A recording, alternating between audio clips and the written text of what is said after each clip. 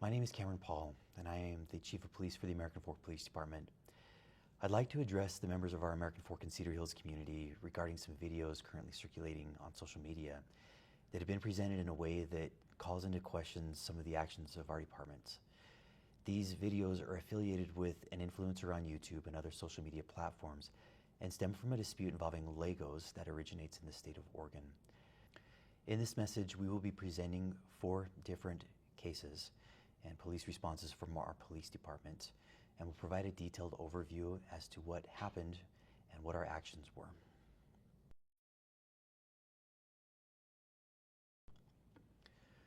On March 8th, 2026, an American Fork resident, Joshua Johnson, requested phone contact from the American Fork Police Department regarding a suspicious individual who had earlier arrived at his home. Officer Tonga with the American Fork Police Department contacted Mr. Johnson by phone. Mr. Johnson reported that earlier that same day, a suspicious male had been at his residence. He stated the male was wearing a baseball cap with a UPS logo taped onto it. Mr. Johnson also reported that a suspicious package had been left at the residence. He explained that what appeared suspicious was that the shipping label did not look legitimate. The package was later determined to contain rubber ducks.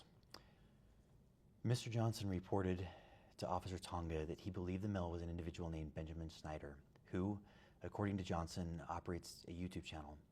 Mr. Johnson further explained that civil proceedings were occurring in Oregon and stated that he believed Snyder was sending individuals to his home to harass him. While Officer Tonga was still on the phone with Mr. Johnson, Johnson reported that 2 females had exited a vehicle and were walking toward his property.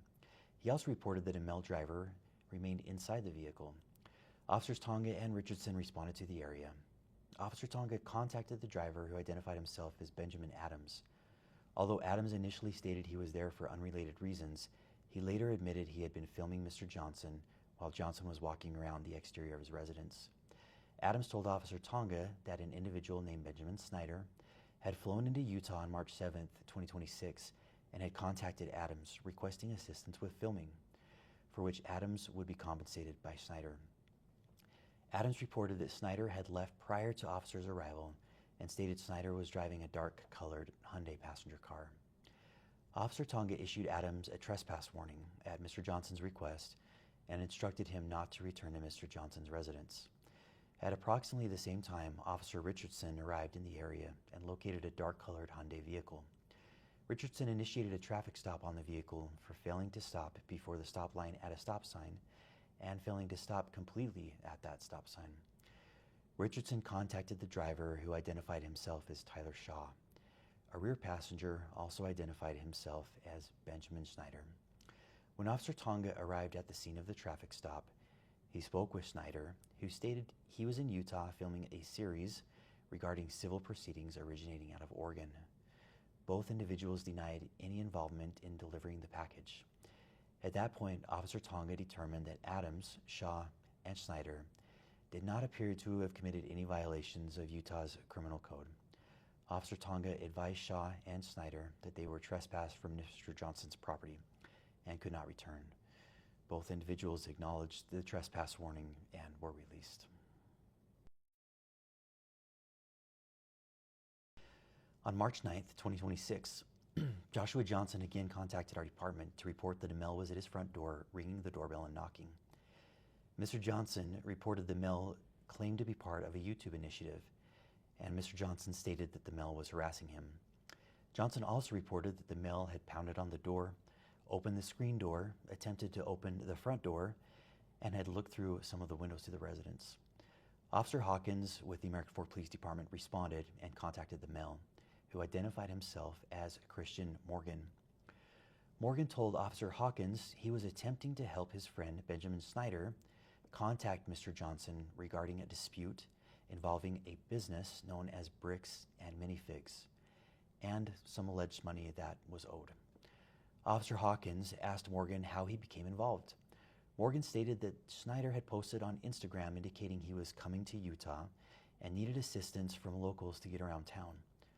Morgan offered to help and explained that at one point while he was in the vehicle with Snyder, Snyder requested help contacting Mr. Johnson.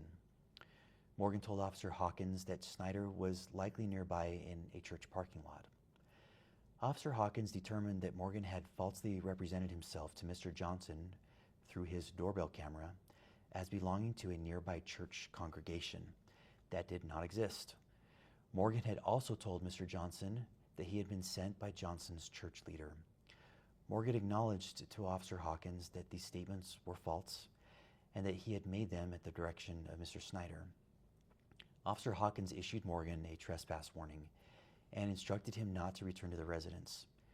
As Officer Hawkins prepared to locate Snyder as part of the investigation, he observed Morgan walking toward a Hyundai passenger vehicle occupied by several individuals. Officer Hawkins believed Snyder may have been inside of the vehicle and intended to contact him as part of the investigation. Officer Hawkins initiated a traffic stop on the vehicle. As this occurred, Morgan turned away from the vehicle and ran away from officers. Officers did not pursue Morgan because he had not committed a crime, and Morgan was not observed again by our officers. Officer Hawkins discovered the vehicle was occupied by Tyler Shaw and Benjamin Snyder, both of whom had been trespassed from Mr. Johnson's residence the previous day. As Officer Hawkins spoke with Shaw and Snyder, they initially denied sending Morgan to the residence. Later in this conversation, Snyder admitted they had indeed sent Morgan and another unidentified individual to attempt to contact Mr. Johnson because, according to Snyder, their civil case could not proceed without an attempt at verbal reconciliation. During the interaction, Officer Froughton indicated he believed Shaw's eyes appeared glossy and expressed concern regarding possible impairment. Officer Hawkins asked Shaw if he would be willing to participate in field sobriety testing to ensure he was safe to drive. Shaw agreed. Field sobriety tests were conducted and no signs of impairment were observed. During this same time, while Officer Hawkins was conducting his investigation, Officer Froughton used his police service dog to conduct an open-air sniff around the vehicle. Froughton's police service dog alerted to the presence of the odor of a controlled substance, and the vehicle was subsequently searched. No illegal substances were located inside of the vehicle. At one point during a conversation, Snyder admitted to Officer Hawkins that he and Shaw had actually delivered a package of ducks to Mr. Johnson's residence with the intent to have Mr. Johnson sign a fake delivery confirmation on Snyder's phone so that Snyder could later use that signature to create a forged contract claiming Snyder could not be trespassed from the property for 5 years. Snyder indicated he did not believe there was anything wrong with this and believed that there was nothing wrong with his posing as a UPS delivery driver. Ultimately, Officer Hawkins warned Shaw and Snyder again that they were approaching conduct that could potentially constitute harassment or stalking if they continued to send individuals to Mr. Johnson's residence. Officer Hawkins reaffirmed the trespass warning and released both of them from the scene.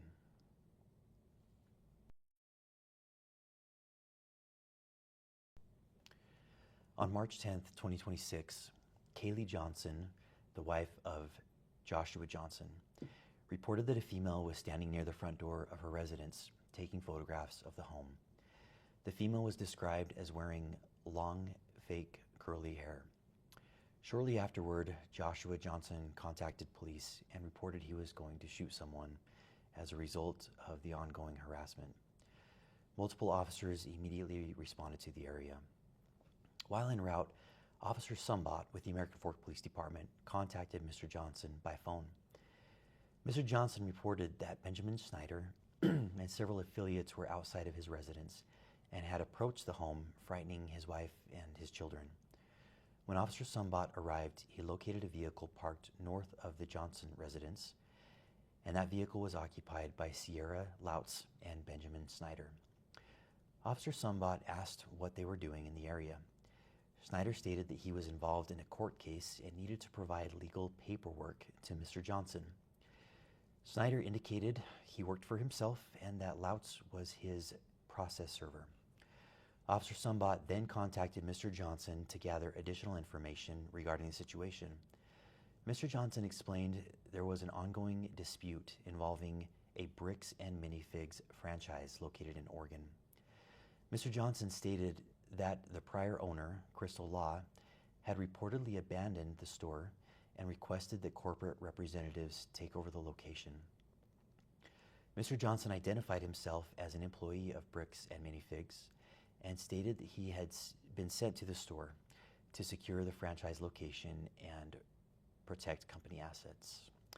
Mr. Johnson further explained that Law had entered into a consignment agreement with an individual named Brian Mansell, but according to Johnson, Mansell had not been paid.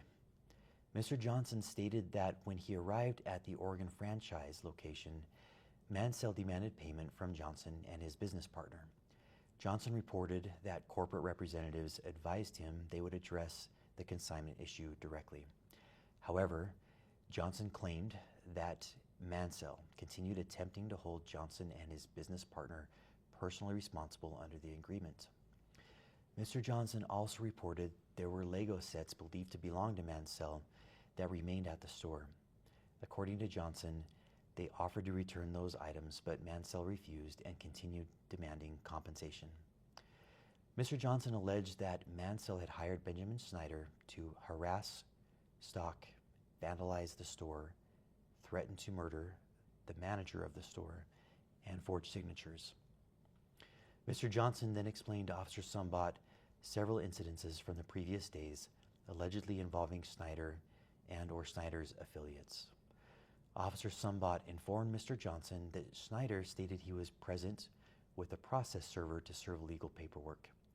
Mr. Johnson claimed the paperwork was fraudulent. Officer Sumbaugh again contacted Snyder, who stated they needed to physically deliver copies of the paperwork to Mr. Johnson.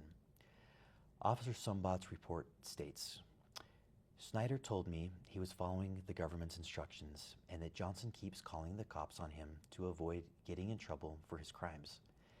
Snyder said this is the third time Johnson has called the cops because he thinks that if he keeps calling the cops on him, he can get away with it, but we are showing him that he's not going to get away with these crimes. Snyder allowed Officer Sumbaugh to take the paperwork to Mr. Johnson, which Officer Sumbaugh did in an attempt to help Mr. Snyder. Officer Sumbaugh advised Mr. Johnson that the paperwork appeared to be related to a claim and a case that originated in Oregon. Mr. Johnson stated that he had already contacted the Oregon Law Enforcement Agency with jurisdiction, which was the Kaiser Police Department, and had been told that nothing had been filed.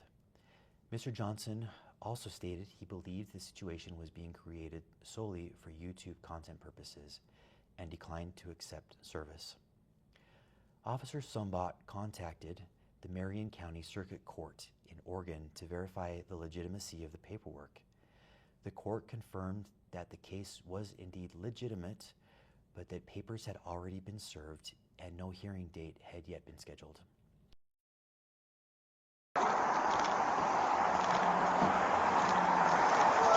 Hello. Can I see those papers? Yeah. So this is what you're trying to serve them with? Yes. That's required by the court that we have. I wish we could just send them an email. I wish we could just send them a phone call, or the court could send it to them, but this is what we were required to do from the United States court.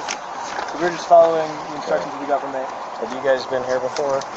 I have once. I came one time to have a good faith conversation with him before suing, which the government also requires us to have before. So are you Benjamin Snyder? Yes. Okay. So I'm just following basically the instructions of the government, and he keeps calling the cops on me to try to avoid getting in trouble for his crimes. Okay. So that's why he keeps calling. I think it's like the third time he's called the cops now on us, because he thinks if I just call the cops on me, he can get away with it. But we're showing him like we're not going to let him get away with his crimes. So. Okay. You okay if I give these papers to him? Yeah, for sure. Okay. Hang tight. We're going to finish up some things on our end when we chose it. Okay, we might need you to fill out some documents later then as proof of service, if that's okay, but because whoever serves him has to fill out a proof of service and might have to fill out some court papers, but that's just the legal way to do it. Okay, just give me 1 minute. Okay.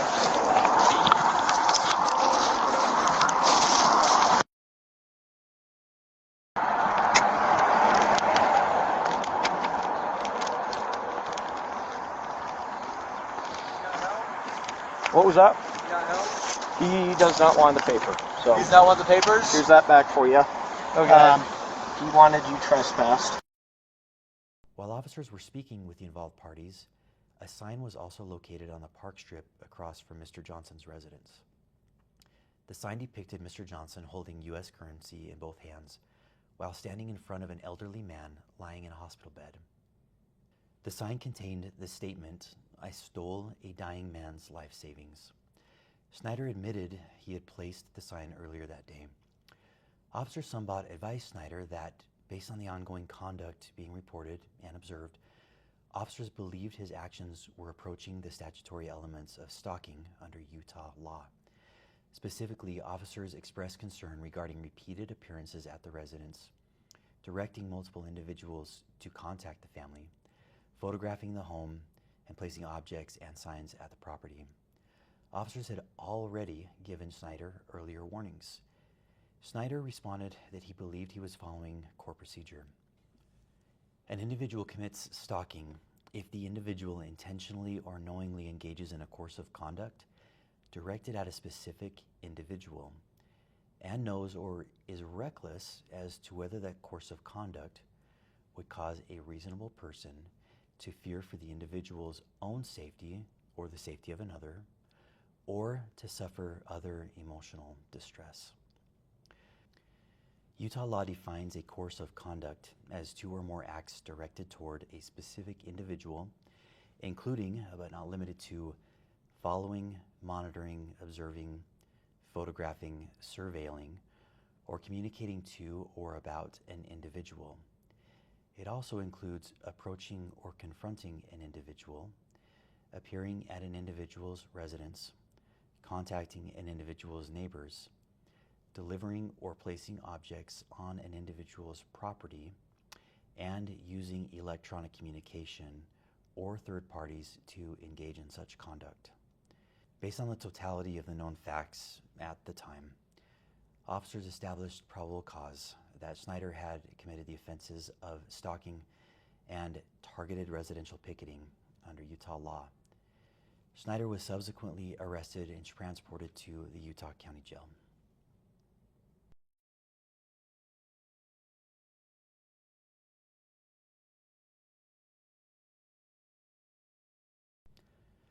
On March 11th, 2026, Joshua Johnson again contacted the American Fork Police Department to report that Benjamin Snyder and several affiliates were again in the area.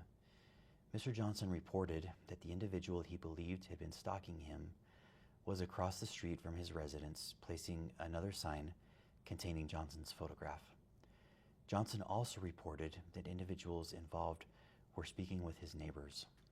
Officer Richardson with the American Fork Police Department responded to the area and observed 4 individuals hanging a sign directly across from Johnson's residence. The sign appeared to be either the same sign or a replica of the sign that was referenced in case 26AF02033. Officer Richardson contacted the group and asked what they were doing. The group stated they were supporting a GoFundMe campaign for a dying man. One of the individuals, later identified as Sheldon Norcross, voluntarily showed Officer Richardson his phone to display the GoFundMe. While viewing the phone, Officer Richardson observed that Norcross was actively engaged in a FaceTime call. Officer Richardson asked Norcross who it was he was speaking with, and specifically asked whether it was Benjamin Snyder. Norcross confirmed Snyder was on the FaceTime call. After reviewing the known facts and the elements of Utah's stalking statute, and taking into consideration the new actions from that day, Officer Richardson established probable cause to arrest Snyder for an additional count of stalking.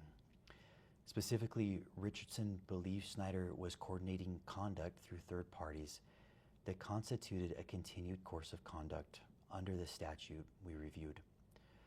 Officer Richardson then decided to seize Norcross's phone, pending the approval of a search warrant, in order to preserve potential evidence and prevent the deletion or alteration of any data. According to Officer Richardson's report, when Norcross was informed that the phone was going to be seized, Norcross immediately began manipulating the device. Richardson wrote in his report. Norcross then immediately opened his phone and began manipulating it, which led myself and Lieutenant Adamson to believe he was attempting to destroy evidence on his device. At that point, Officer Richardson and Lieutenant Adamson forcibly removed the phone from Norcross's grasp after what Richardson describes in his report as a very brief altercation. Norcross was then detained in handcuffs as part of the stalking investigation. At this time, officers did not know where Snyder was located.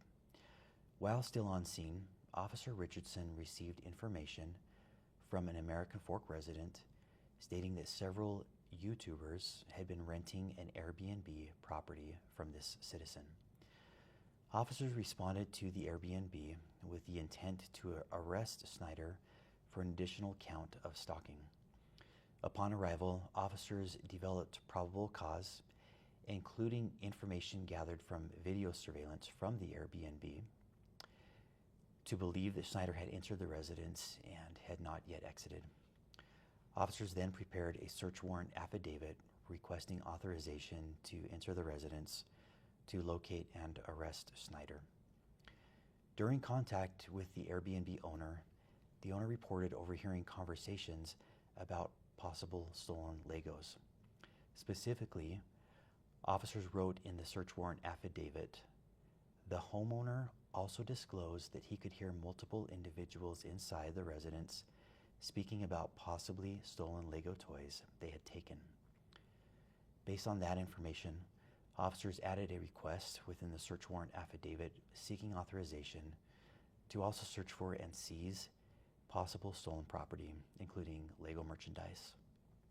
4th District Judge Roger W. Griffin reviewed and approved the search warrant. Officers executed the warrant as a knock and announce warrant. What this means is that our officers take the time to knock on the door, to present themselves as officers, and to inform anyone inside that they have a search warrant. As they were doing this, individuals came to the door. Ultimately, 5 individuals exited the residence.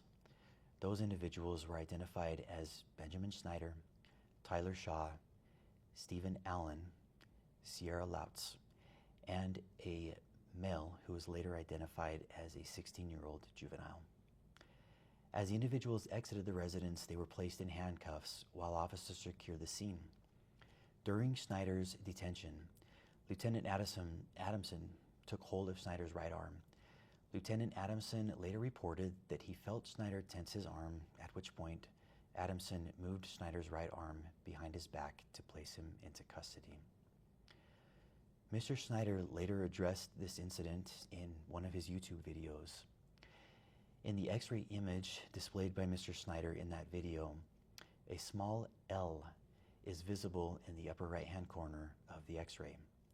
The L indicates the image is that of the left shoulder. The video shows Lieutenant Adamson handling Snyder's right arm during the arrest.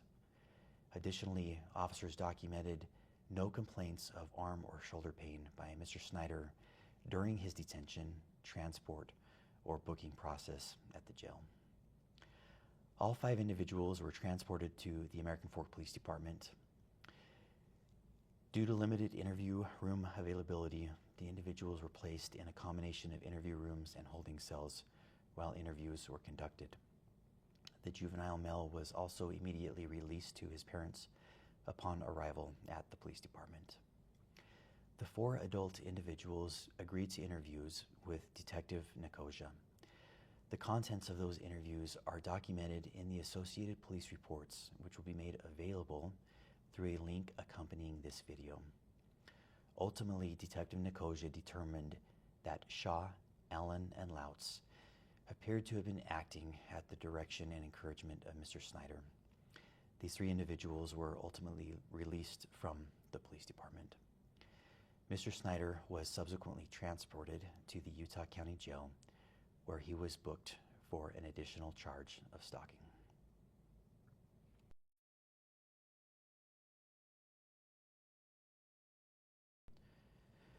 I understand that many people following this situation online have strong feelings regarding the underlying business dispute out of Oregon and allegations that individuals may have lost significant amounts of money. I recognize that people are frustrated, angry, and may feel that justice has not been served in relation to those allegations. Those concerns are understandable. I understand them and I'm empathetic to them. And nothing in the actions taken by the American Fork Police Department should be interpreted as validating, supporting, or defending anyone involved in that separate civil or criminal dispute. Our responsibility in Utah was not to determine who was morally right or wrong in a business disagreement originating in another state.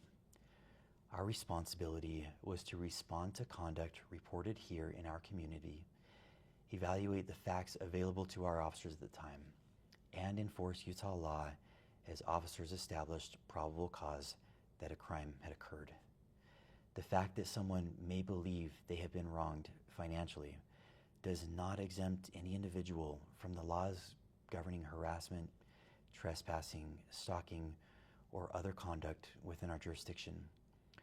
We remain committed to enforcing the law fairly, objectively, and transparently, regardless of who is involved or what narrative may exist.